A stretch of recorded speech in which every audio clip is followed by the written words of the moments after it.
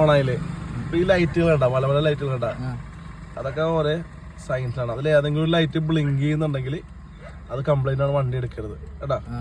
Hand ബ്രേക്കിന്റെ, ഓയിലിന്റെ, എഞ്ചിന്റെ, battery, power സ്റ്റിയറിംഗിന്റെ lock, പിന്നെ ഈ സൈഡിൽ റെഡ് കാണുന്നത് സീറ്റ് ബെൽറ്റിന്റെ. നമ്മൾ രണ്ടുപേരും സീറ്റ് ബെൽറ്റ് ഇട്ടിട്ടില്ല. ഇനി ഒന്നും കൂടി തിരിച്ചാൽ വണ്ടി സ്റ്റാർട്ട് ആവും. ഒന്നുകൂടി തിരിക്കും, ആക്സിഡന്റ് നടപടി സ്റ്റാർട്ട് ആക്കിയപ്പോൾ ലൈറ്റ് എല്ലാം ഓഫ് ആവണം.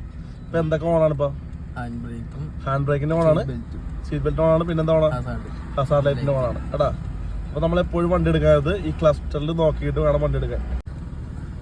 ഞാനും കൂടി ഇട്ടാലേ ആ സീറ്റ് ബെൽറ്റ് ഓഫ് ആവും.